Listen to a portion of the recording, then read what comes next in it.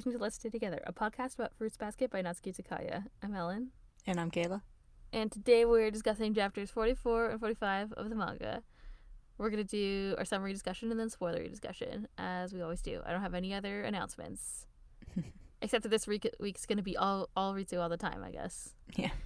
Anyway, let us begin. It is late night in the studio, and by studio I mean closet, in my case. So let's begin. So this episode, these chapters, Ritsu is here. It's going well. It's going bad. Ritsu is here. Richan-san is here, I should say. At Shigure's house. Shigure and Richan. So last time, at the very end of the chapter, Richan-san appeared outside of Shigure's gate. So, at Shigure's house, Shigure and Richan sit together inside at the table, and Richan immediately apologizes for causing Tohru trouble at the front gate. Tohru appears and says it was no trouble, of course, and that she's happy to get to meet Richan-san. Shigure is like, Richan-san? Because I guess he hasn't heard her say that before. Tohru remembers that the hostess of the Soma Inn that the gang went to visit for White Day and thinks that she finally got to meet her daughter, the monkey, Richan-san. And Shigure wants to know to what do they owe this unexpected surprise visit. And Richan-san is like, I'm sorry, am I bothering you? And Shigure is like, yup. No, I'm sorry, Ritsu says, standing up. And Shigure is like, I was just kidding, and like pulls her down. As usual, you're just like your mother, Shigure says. In the 3 chat, Richan-san says that she heard the other Junichi have come to meet Tohru and wanted to as well, and they introduced themselves politely. So now I can finally say that her name is Ritsu Sohma. And Ritsu, turns out, has brought a gift, of course, but not knowing what fruit they might like, she has brought books about fruit instead. I honestly think Shigure is happier about the books, though. Like, later he picks them up and he's reading them throughout the rest of the scene, which is really funny. One of his little bubbles has like tiny words to say, yay, new books. Yes, exactly. Tohru looks a little surprised, so I assume that there's a short silence that's followed by Ritsu saying, I'm sorry, it was a stupid idea, wasn't it? Did I offend you? Well, yes, you did, Shigure says, anger vein rising. I'm sorry, Ritsu shouts and holds her coin purse. I'll go get some fruit right away. And then Shigure grabs her again and is like, I kid. Ritsu slumps on the table and is like, just say it, I'm not worthy of visiting this house. And Shigure is like, that's not true. And Tohru is like, he's right. She wanted to meet Richan-san, so her coming to visit makes Tohru happy, of course, and Ritsu wipes away a tear from her eye and then smiles and says, thank you so much. Wow, Tohru thinks she's even more beautiful when she smiles. Tohru says that she hasn't met Horse-san or Rooster-san yet, so they must be men, because Richan is one of the few women, right?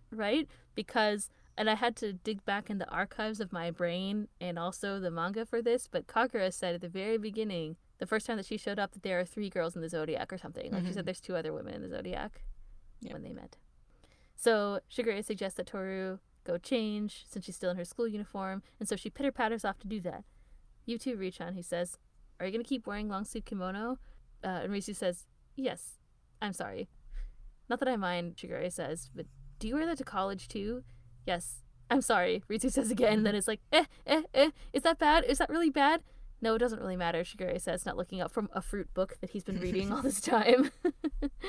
Yuki arrives home and asks if there's a visitor, having seen Ritsu's shoes in the hallway. And Ritsu greets Yuki, and Yuki looks a bit taken aback. You're the same as always, Ritsu. I'm sorry, I'll take it off right now, I'm sorry, Ritsu says, like pulling on the kimono. Same old Ritsu, Yuki thinks. Shigure pokes Ritsu in the ribs, and then Ritsu chills out. As an old wise man once said, Shigure says, when Richan gets out of control, without panicking or making a fuss, push his side. Yuki sighs, of course, lamenting his existence in Shigure's house, probably. That's my additional side note. Yuki asks if Ritsu has been well, and Ritsu says that Yuki seems well too. You're looking more and more like your brother, Ritsu says, smiling. I'll be going now, Yuki grumps, which of course causes Ritsu to worry again. Tohru and Yuki run into each other in the hallway, and Tohru asks if Haru is alright. Yuki says he's not sure, he's fighting through a lot. And so am I, Yuki thinks. Fighting? Tohru wonders. It's alright, Yuki says, and he smiles a sort of like composed smile. I didn't know how to describe it either way. It's kind of like a restrained smile. That's probably a better way to describe it. Yuki goes to change, but as they split, he's about to say, I think you should know that Ritsu is, but of course he's cut off by Ritsu appearing, saying that she thinks she'll be leaving soon, Ritsu was like, it'd be rude of me to stay too long, and Tohru was like, oh no, please, wait, you only just got here and I haven't entertained you at all yet. And Ritsu's like, oh no, I mustn't be trouble, please don't mind me. And Tohru grabs Ritsu's arm and is like, no, I want you to stay. And Ritsu's like, don't waste those kind words on me, just hearing them makes my heart full. And Tohru's like, don't say such things. And Ritsu's like, no, you don't say such things. And meanwhile, Yuki's just like, ... The exchange between them makes me chuckle, so it's wonderful. Ritsu accidentally bumps Tohru into something, like, to the side. I don't know what it is, like a counter or something, and knocks some dishes to the floor. And everyone is physically okay, but Ritsu starts to freak out. No, to think that I would do something so unbelievably evil as to break someone else's dish in their own home. And Tohru was like, but I was the one who broke them. And Shigure is like, did something break again? Which is also hilarious. Ritsu continues, I'm sorry that someone such as myself would intrude into your home. It's unforgivable. I apologize to the whole world. And Tohru sees Ritsu's toes drawing ever closer to the broken glass and grabs her, which results in a surprising transformation into an adorable monkey. But she's a woman. Why did she transform? Huh? Tohru says, holding up her arm, which also turns out to be bleeding. We transition to later, and Shigure calls Tohru to come and take care of Toru's cut, and he says that he'll come later tonight, and Shigure, of course, teases him about having a secret crush on Tohru. The night school doctor strikes again. Meanwhile, Yuki bandages up Toru's hand and explains that Ritsu is a man who has dressed in women's clothing for a long time, and Tohru thinks to think that such a beautiful person would be male. The Sohma family is full of beautiful people, which is true. We should possibly have some air quotes around the word bandages. Yes, I know. It's wonderful because Toru's like, it's fine. And then later Momiji's like, someone tried real hard to bandage this. That's right. So I'm about to say, Yuki wipes his brow and he's like, I did it. And she says, thank you very much. And she looks at it, which is like, there's a little sound effect that says floppity flop inside in the manga, which is really great. Yeah. He like wipes his forehead like it was a real so hard physical effort. to like wrap her hand in a bandage, and he did a shitty job. Yeah. Yuki apologizes for not telling her sooner about Ritsu being a man, and she says it's fine, but wonders why he dresses that way. And Shigure promptly arrives in time to explain that Ritsu says that it calms him down. Richan is very shy. If he dresses like a man, it's even worse. Now that you mention it, where is Richan-san? Tohru wants to know, and so we cut to outside, and Ritsu has climbed up to Shigure's roof, crying, oh god, Buddha, my sins will never be forgiven. Oh dear, Shigure says. Richan-san, watch out! Tohru freaks out. Tohru-san, I know an apology isn't enough, but I'm sorry for inflicting such a terrible wound on you, Ritsu says, tears running down his face, and Tohru is like, it's not a terrible wound, it's just a cut. And I'm sorry that I didn't tell you that I was really a man, I was embarrassed, Ritsu says. So he does realize it's embarrassing, Yuki and Shigure think. There's no need to be, Tohru says. I don't think it should be embarrassing for you to dress as a woman. I thought you looked wonderful. And Shigure is like, Tohru-kun, I don't think you're helping. So they're shouting all of this while Ritsu's up on the roof. It's like, you look great. They don't have any close neighbors. Yeah, I know. It's all trees and stuff.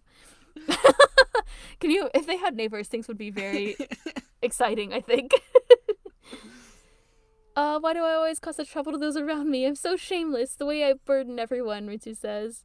Why was someone such as I given life in this world? Maybe it could be better for everyone if I cut short my existence. But no, I don't even have the courage for that. That's right, I serve no purpose in life, but when it comes to ending it, I am doubly shameless. I hate myself.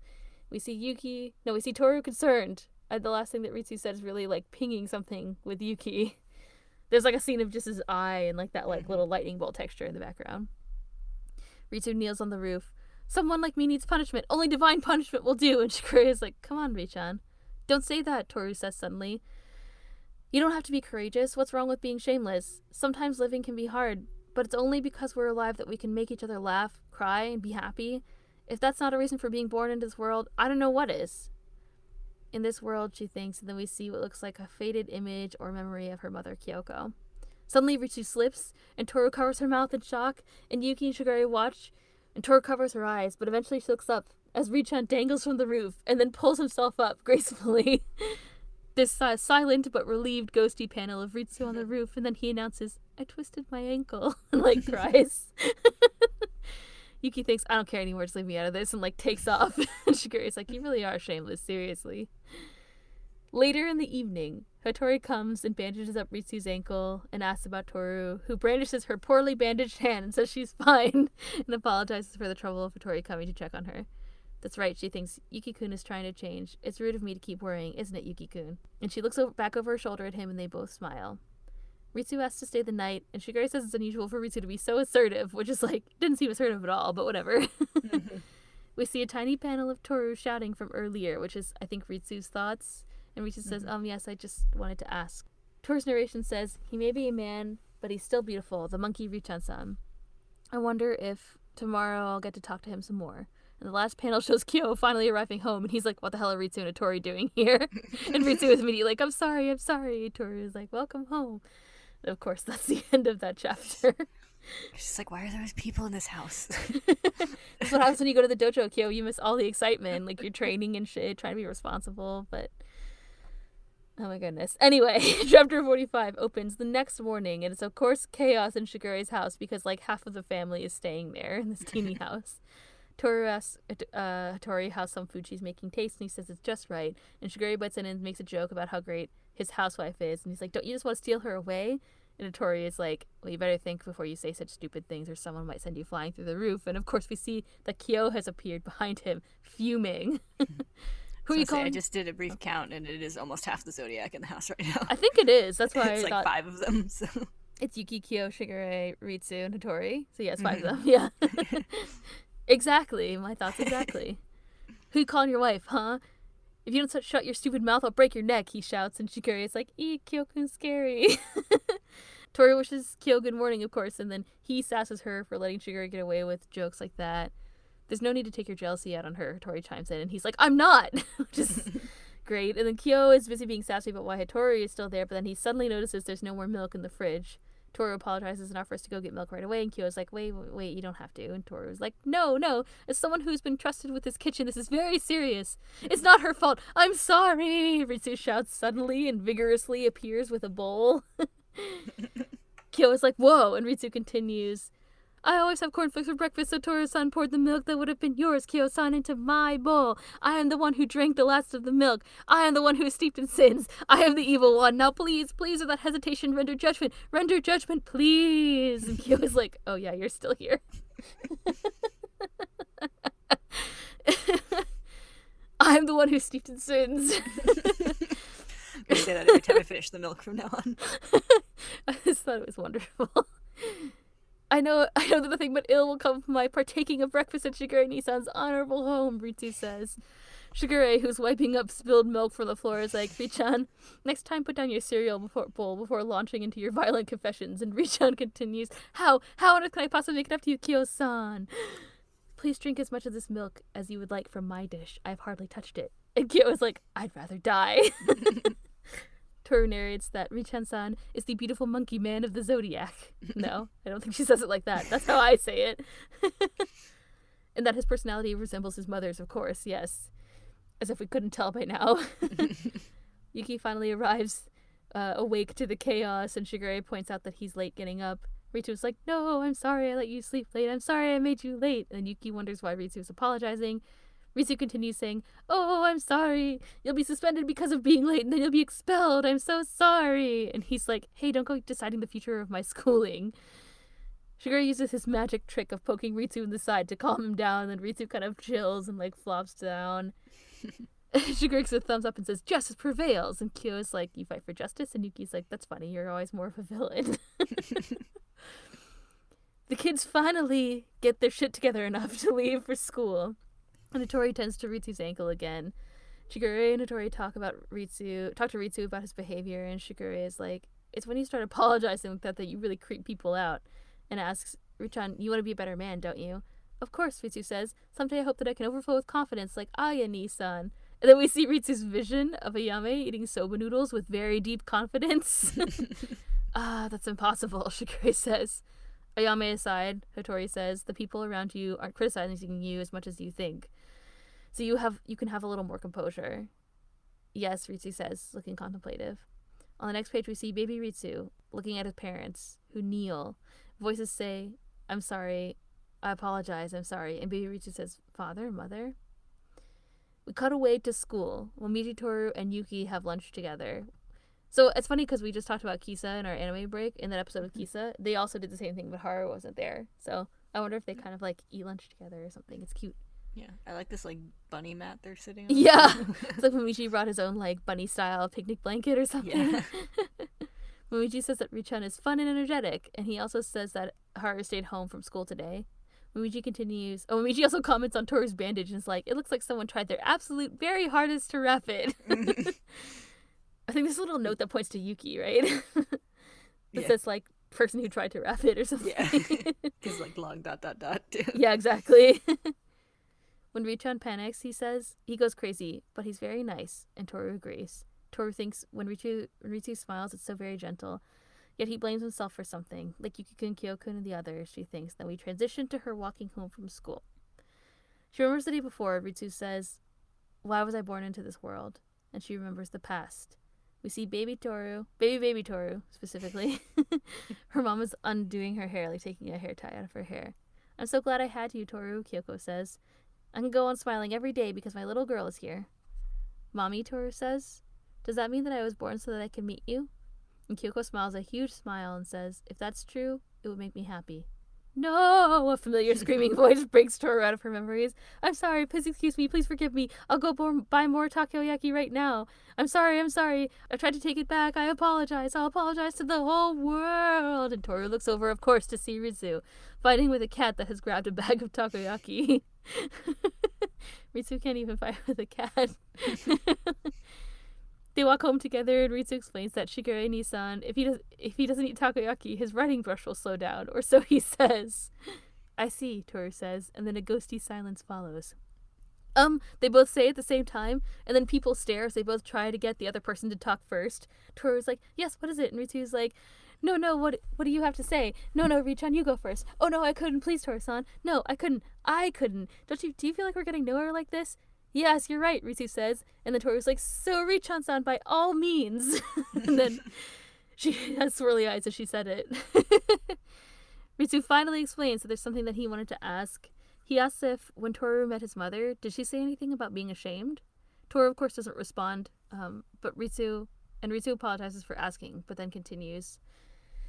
I know it's my fault for being a son that she has to apologize for. I really am hopeless. I'm possessed by a vengeful spirit, but unlike the other members of the zodiac, I don't have anything resembling talent. I have to study twice as hard to be able to keep up with everyone else. I'm weak and clumsy. Except he can climb up the roof, but whatever. Momiji also calls him powerful. He calls Ritsu powerful? Yeah, he says he's energetic and powerful. Oh, I think he is energetic and powerful, but yes. Well, but whatever. That's the whole crux of Ritsu's issue, so. We see a scene from the past. Ritsu's parents bow as if they're apologizing to someone, and Ritsu stands off to the side. On the inside, they often talk about how worthless I am. And my poor parents, all they can do is apologize. Ever since I discovered by chance that wearing women's clothing helps me calm down a little, I've dressed like that. And there's a memory of Ritsu with Kakura. Ritsu asks if he can have her dress. And she's like, sure, if you'll wear it more than once. Actually, I don't think she says sure. She's like, you'll wear it more than once? I think that's what it says. Ritsu continues, but that just added to the number of things my parents had to apologize for.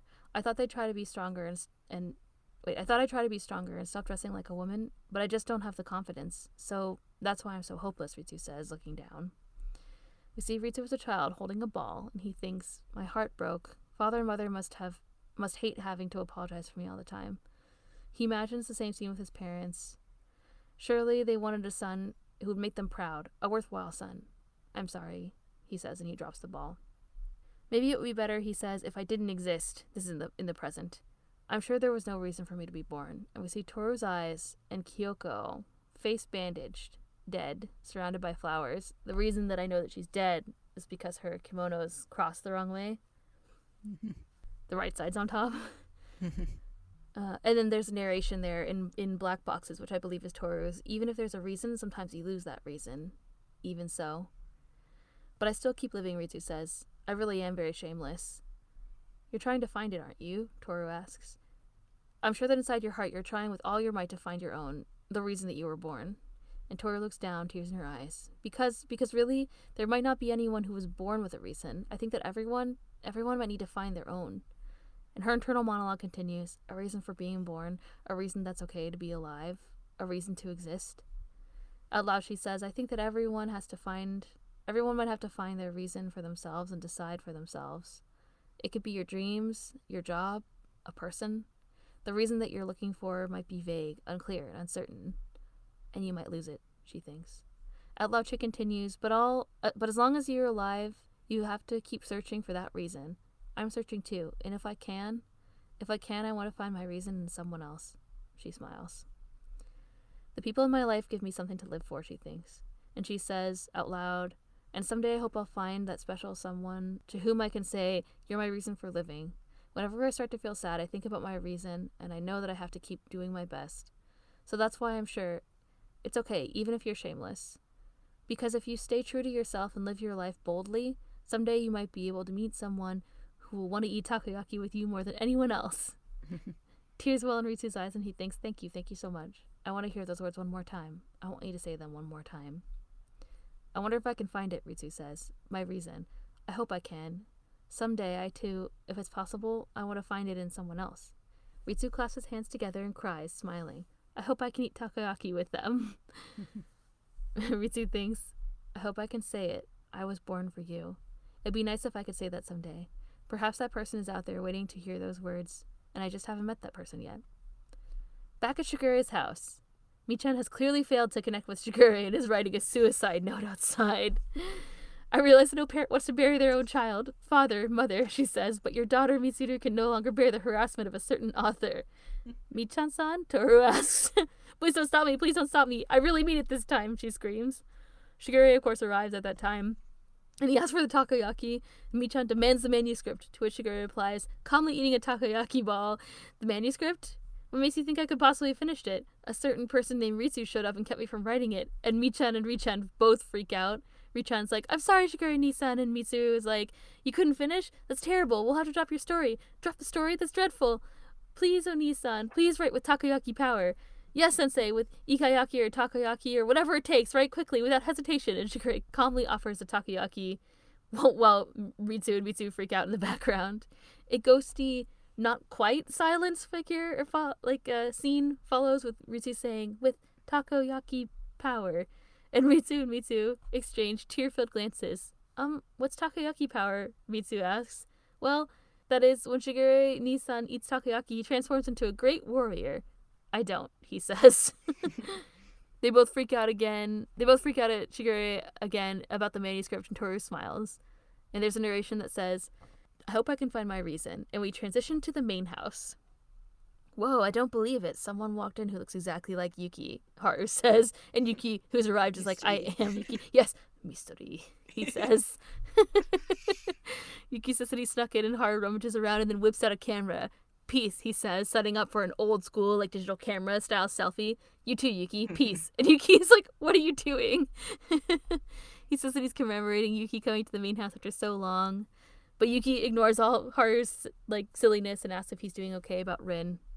Yeah, Haru says, I'm not going to give up on her yet. I don't think that Rin realizes just how much I like her. I'm doing my best to show her, just short of anything illegal. I see, Yuki says. Good luck. You too, Haru says. To Yuki's surprise. Good luck. It would help if you'd start calling Honda-san by her first name. I don't want to talk about that, Yuki says. Why not? Why, give it a rest, Yuki says. And Haru is like, don't tell me you're embarrassed to call her that since it's been so long. Yeah, right. I'm sorry, Yuki says, being grumpy. Aw, you're sulking, Haru says, and he whips out the camera again. Come on, give me a peace sign. I'm going home, Yuki says, and then he sulks off. The last panel of the chapter is Michan and Richan commiserating. Michan says, he ignores the deadline, he writes something completely different from what he promises, and he disappears without warning for days at a time. Because of him, I've lost all confidence in this job. And Ritsu says, oh no, you poor woman. I didn't realize a writer could be so cruel. It's true, Shigure says, working in his computer while Tohru brings in some tea. We writers can be quite a handful. And that's the end of chapter 45. That was a good time. I forgot that scene with Haru happened. I feel like you were telling me before. You're like, he's like, peace. He's trying to get Yuki to do a peace sign, which I think is really funny. Yeah, we met Ritsu. We did. Finally. In full force. Yes. Of course. Yes, the most important question. Do you think Ritsu pulling himself up on the roof is just monkey power, or do you think he also trained in martial arts? Oh, I think it's implied to just be monkey power. But didn't Ritsu have martial arts? I forget if we talked about this before. Yeah. Is he in the list of people that Kagura said trained with Shisho? I can't remember. Hold on, wait. I don't know. He probably wouldn't have been in the list since he wasn't introduced yet, but... I don't know. I think she, I don't think it's a comprehensive list, so... No, I don't think so. It's possible, but I think it's supposed to be monkey powers. Mm-hmm. I think it's funny how he like slips off the roof and then like grabs himself. In the like original anime, he like kind of flipped his little arms and like grabbed onto the roof, which was funny. Yeah, I'm gonna say monkey power, Okay. but an interesting question nonetheless. And I think it's possible that he trained with Shisho. I don't know. I don't think they ever interact in the series. Probably not. I don't think Ritsu's in it too much after this. Spoilers, but Not too much. Yeah, I know. Unfortunately, I guess the thing is like there's a lot of characters that come in that just like they don't get a lot of time in the main story. And I think Ritsu's one of them. Like I think we can say that without. Yeah. It's not really a big spoiler. Yeah, like he shows up again, but I don't think it's for any kind of big thing. Mm-hmm. I think it's kind of interesting. Like Shigeru's kind of a dick to Ritsu about his like panicking, but he's also like pretty nice about his whole like cross-dressing to cope. I don't know what you would call that. Yeah. He's just like, I don't really care. Just he's like, I like to tease you. Like I like that you're ripe for the teasing, but not about the cross-dressing, which is kind of interesting. You're right. Yeah. I guess maybe like here's the thing about Shigure though, is that he's good at picking out the actual thing that bothers you to tease you about. So it's not like he's just like gonna tease Ritsu. And even like when Toru's trying to be helpful and Toru's like, I thought you looked great as a woman, Shigure is like, that's not helping. Which is kind of interesting. Like he actually says that because the thing about Ritsu is like the cross-dressing is something that he does to cope with his like feelings of anxiety and inferiority, I guess, right? Yeah. Instead, Shigure picks on he picks on like the thing that actually bothers you the most. So in Ritsu's case, it's like he actually picks on that like inferiority or like anxiety. So he's like Ritsu wasn't prepared to come visit or whatever, so he's like, yeah, I am actually angry that you brought books instead of fruit. And then Ritsu's like, no, I'm sorry, you know, like Shigure is good at picking out the thing that actually bothers people. Instead of like, it's not that, it's just another thing. Ritsu generally feels ashamed about certain things and feels inferior but in certain ways, but the cross-dressing is just one of those things. It's not like the only thing. But yeah, and then even like Yuki's generally pretty, they're like outwardly okay with the cross-dressing, I guess. They do, when Ritsu's like, oh, it's embarrassed to tell you that it's actually a man, they're both like, oh, he does realize it's embarrassing or whatever, which is, I guess Ritsu feels that way. He feels like it's something else that has to be apologized for, and that's uncomfortable for him. Yeah, and I'm sure it is considered embarrassing, whether or not it should be. Yeah, for sure. Especially at that time period. For sure. Let's go back in the time machine 18 years. Yeah. Like, I'm sure it would be. I think it's interesting that so I feel like Ritsu's character is it's not like he's like transgender or like non-binary or something. It has nothing to do with his like gender identity or nothing to do with his like sexuality. Like it's part of this I don't know, like what I guess I would say is like social anxiety or something. Yeah, I think it's just like because of the like different cultural expectations on men and women, and he feels like he can be more passive. Yeah, and like not have as much that he doesn't feel like he can do expected of him. Yeah, I think that might be the case. Did we talk about this before? This feels very familiar. Unless I think we touched on it when we were just like talking about. Oh, we were talking about early on. We were talking about some stuff in general. Yeah. Yeah, we were probably talking about the time with Yuki. Yeah, I think you're right. I think it is more to do with like a perception of women rather than his like personal kind of like. I don't think he's ever presented as being a transgender character or anything along those lines. I don't think so. We learned about Ritsu's backstory, of course, which is that he says that he doesn't have any talents or anything, like I guess like other members of the zodiac do. And so at the main house his parents had to apologize for him a lot or something. Yeah. What I think is kind of interesting, it's the amount of we just talked about Kisa again, and something that I wanted to say in that episode that I couldn't really say was like when Michi says he heard everything about what happened to Kisa from the maids and stuff, right? Or from the people in the main house. And I think it's interesting how much influence the people in the main house have over these other characters. Like also with Haru, they said that the ox is slow And so that was part of kind of like Haru's issues that he was dealing with as a little kid too. Mm-hmm. It's funny, like, I don't know who those people are that they're referring to. Like, it's not just Akito. Akito wasn't even born when Ritsu was little, right? So yeah, it seems like there are some like, there's obviously some like high-ranking hierarchy stuff going on even beyond the possessed members. Yeah, you think that it wouldn't be like that, but it seems like I find it really interesting that there's this like whole, this like other people who aren't in the zodiac but are knowledgeable about the curse, who kind of like drive a lot of things for the people who are cursed, which is interesting. Yeah. So again, this like happens again with Ritsu. It happened with Haru, and I think with other people, but specifically we've seen Haru and now Ritsu too. Mm-hmm. How it impacted their kind of development. Yeah. And some of the issues they have. Yeah, I think we saw them like gossiping about like Kyo's mom and everything too in his flashback. That's right. And I think they all said that the rat is special and stuff. Like that's how Yuki gets all the, I was gonna say special treatment, but really it's like the extra negative treatment that we've seen about him and Akito so far. At least it's been implied, right, by him being in the room and stuff. Yeah, it's special, all right. Yeah, one might say that. I guess the main topic of this chapter, like the main things that they kind of talked about, or these chapters, I guess, was, so Ritsu says like I don't like I don't know why I was born. I'm trying to find a reason for why I was born. I feel like I'm just kind of like a burden on everyone.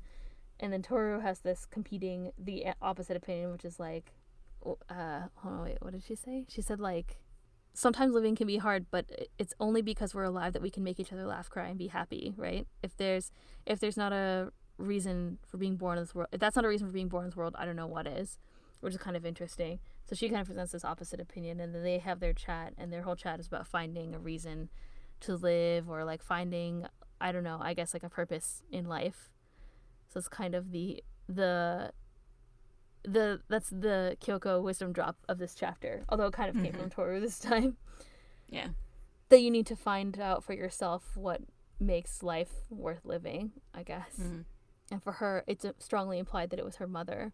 There's like a couple of times where she says like, you can also lose that reason and have to find it again or whatever, find another reason to live. And she says that she's looking for a reason to live in someone, and Ritsu says that he'd be looking for that too.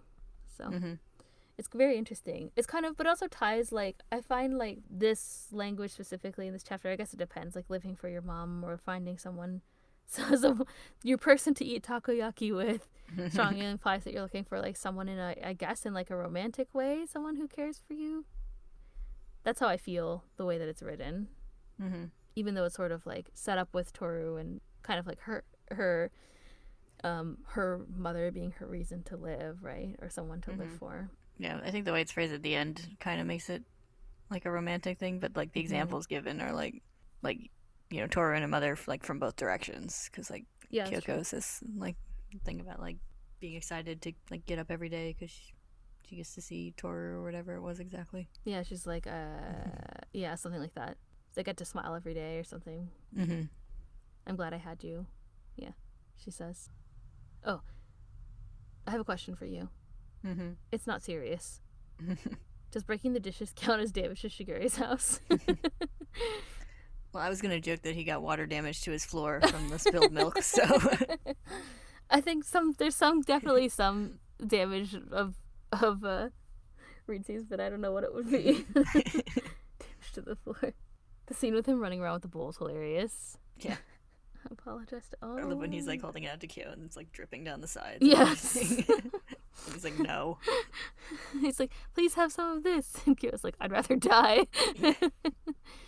And of course, Ritsu finds some commiseration, or I guess Michan finds some commiseration with Richan. So they both complain about Shigure and wanting him to be fueled by takoyaki to finish writing his manuscript. And then at the end of the chapter, Michan is like, and then he runs away, and Ritsu's like, oh, it's so terrible. So finally someone can commiserate with Michan. Yeah. Which is nice. I feel like it's I don't know if it's interesting or whatever, but we got not one but two suicide-related jokes this time in these chapters. Like, not just Michan, but also Richan. And I find them to be funny because it's, like, over the top. But at the same time, it's just like, why is this a running joke? Like, I don't know. doesn't feel appropriate. But I think it's a Japan thing. I feel like suicide jokes show up in a lot of Japanese media that I've consumed. Maybe it's just kind of a cultural thing where it's more acceptable to joke about, I guess. Like, I don't know. Generally, I'm okay with dark humor, but I could see this being controversial. Yeah. I'm just trying to think. I'm taking a pause to think if I've ever seen a suicide joke in like something from like North American media. Yeah. And I don't really think but so. usually in like edgier humor kind of stuff. Yes. I don't know. Not really in like a romance comedy manga. Especially this chapter, yes. Yeah. It's like, I need to find a reason to live and not jump off of this roof or write the suicide note to my parents. Yeah, I don't know. It's just a comment. Like, I find it to be interesting. I personally find them to be funny. And they're fairly some of them are fairly dark. Like the one with Meat-chan and the box cutter. Meat-chan and the box cutter one is sad. I just writing the suicide note's kind of funny though. Like, I don't know. And it's definitely I feel like suicide is a topic that is touched on often in. I mean, actually, there's been serious suicide references in this series already. Yeah, with Kyo, with Kyo's mother. So it's not, and Momiji's mother. I guess technically we saw in the anime it was more clear, but there's definitely the self-harm situation. So so it's clearly a topic that can be touched on in a way that is intended to be funny and also serious. So yeah. I mean, I don't know. I think it's fine. I just find it. But seeing both of them in a row was like, that's interesting. I don't know. Yeah. I feel the need to bring it up, but I think it's interesting. There's another thing something that I thought about while I was reading these, which is I think it's funny that Ritsu admires Ayame, but it's kind of funny that they're the same person, but for different reasons. Like Ritsu comes in and is so all over the place and makes these big grand gestures and stuff, but it all comes from a place of being super not confident, where with Ayame is super non-empathetic and kind of it's not even confidence, it's just he does things his way, right? And Ritsu thinks it's confidence, but I think it's funny how they have kind of the same effect of shaking things up and and being and these big grand gestures and going over the top. Ritsu's so upset that he goes up to the roof to be I deserve divine punishment for this, where if it was Yame it'd be something completely different, right? It's interesting to me that I wouldn't say that they're foils, but it's funny how similar they are. It feels that they're doing these big grand things, but it comes from a completely different place. Yeah. Their intro chapters are kind of diagrammed out the same way too, where they both show up and then it's a 2-part chapter, and the first one ends with them deciding to stay for a night. That is true. And also they both talk to Tohru and have their one-on-one chat with Tohru. Ayame's is in the first chapter. Ritsu's is in the second chapter, but they have their kind of little one-on-one where they get to the heart of what's going on, Although I think most characters have that set up with Tohru where they have a one-on-one with her. But in particular, these two, so it's kind of funny. I don't have any other spoilers other than those things. I mean, not spoilers. I don't have any other things to talk about in this discussion that are non-spoilers.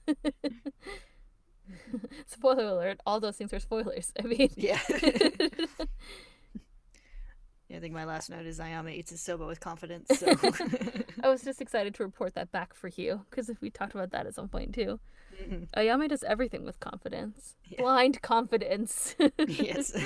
Even when he shouldn't. Unhuman confidence, according to Shigure. Yes, even when he shouldn't. It's be less confident. I think he needs to be less confident. I think he just needs to be more sensitive, but it's so much harder to be less... It's so much harder to be more sensitive than less confident. Yeah. Alrighty. Well, in that case... If you enjoyed this episode, you can leave us ratings and reviews and subscribe. And also, you can send us comments and questions and stuff in our Tumblr and Twitter and all those other places where you can, you know where to find us. I know that you know. You know where we live on the internet. Tumblr, basically. So, I don't know. As always, thank you all for listening, for all your support. We really appreciate all the comments and stuff that we get. And it's just nice to see people listening to the podcast and enjoying it. I wonder if there'll be more like ghosty figures in any of the episodes that are coming up soon. Hopefully. I wonder if we'll get notified again. Yeah. It's funny. It was great. I It was like one of my favorite things that happened recently. Yeah. I appreciated it too. Okay. Thank you all for listening. We'll cut to spoilers. And next time we're going to talk about chapters 46 and 47. So if you're listening to the spoiler section, stick around. And if not, we'll see you next time. Bye-bye. Bye.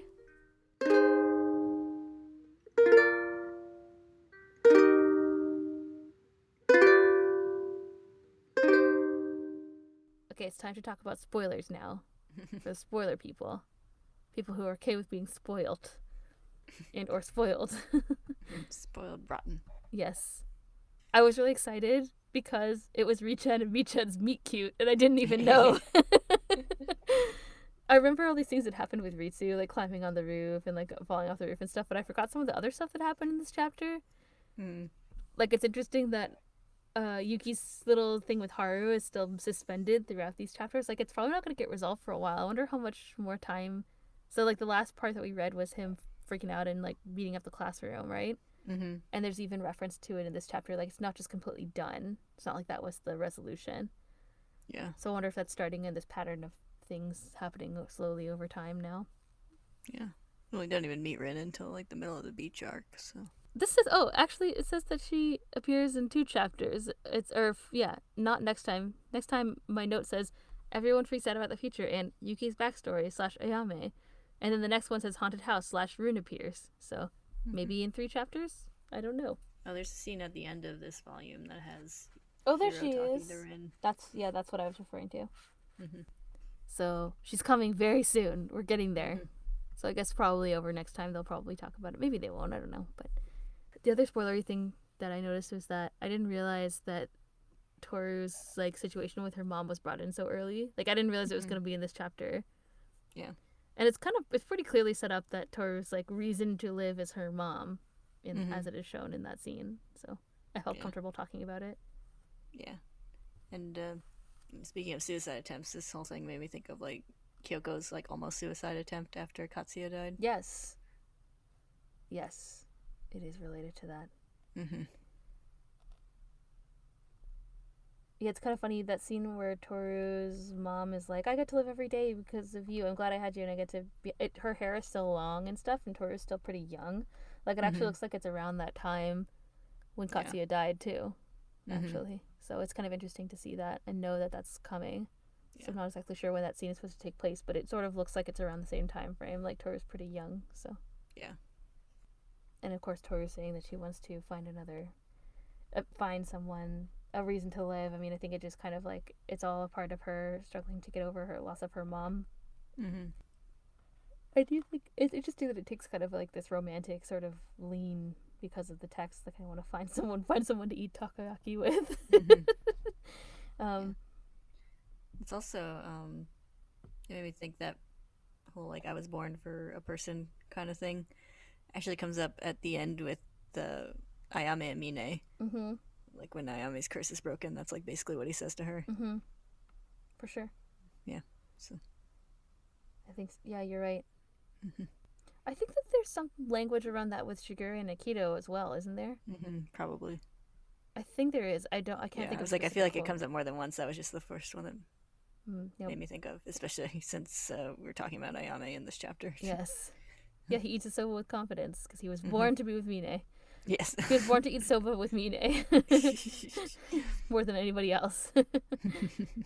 Yeah, we'll have to try to remember that for later, because I'm pretty sure that there is some like stuff with like Shigure and Akito being born, to be with the zodiac or whatever, but Shigure is like, no, I want you to be with me.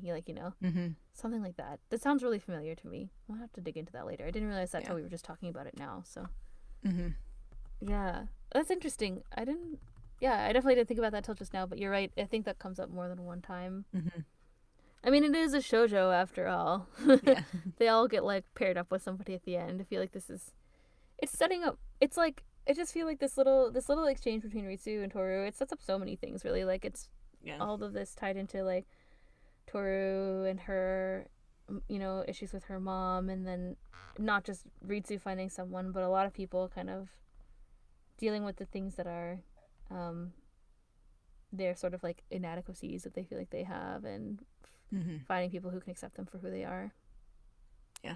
Throughout the series. Everything relates to everything, as it turns out. This is what I'm saying. I'm trying to remember something. Someone wrote to us a long time ago, and I can't remember exactly what the topic was, but I remember replying and being like, well, you know, like, the reason that we're able to discuss it is because this way is because so many things have been, like, all of these chapters have been imbued with so many things from the beginning, like, on purpose. Like, the Takaya has set all these things up for, like, on purpose, right? Yeah. They're written this way for a reason, so that's why they tie together in the clear, to create some clear themes. This one I'm not super clear about what exactly the theme is. Like, I don't know, I feel like it's beyond just, like, finding, I guess it's, like, understanding your purpose, or finding a reason to live, or finding someone to live for. It's a little bit vague. I think we might see some more people being like, what's their purpose in life? Like, especially like Akito, I think, is actually gonna maybe play this theme out a bit more later. It's the struggle of some of the characters, but not as many of them as, like, finding a place where they belong, or, like, dealing with something they're ashamed of about themselves, I guess. Yeah. That's my rant about that. That's all I have to say about that. It's kind of, it's like, it's not a well-formed idea yet, and I feel like it's not because this is, like, the first time. Like, a couple of, we've seen a couple of themes get touched on many times so far. This one, I feel like, is a new one. Like, this idea is a conceptually new idea that hasn't necessarily been touched on very much yet, I feel like. Setting up this specific goal of people, or way of thing that you're trying to do to grow, or whatever, hasn't yet come up, I think. Yeah. So that's all I have to say about that. I was born to be with you. Born to eat takoyaki with you.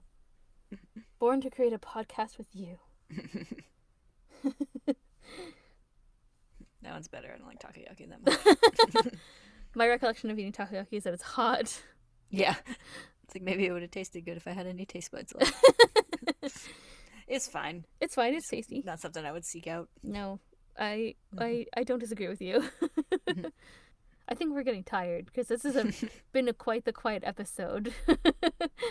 even though I voice acted Ritsu and everything. So next time we'll start a little early, so we have a little more energy, like Ritsu. Energy and power. Yes. Could you eat your soba with confidence? To get all personal again. Probably not, actually. It can be kind of slippery. It's true. It's delicious, though. Okay, well, anyway, I hope everyone eats their soba with confidence. Until next time. Bye-bye. Bye.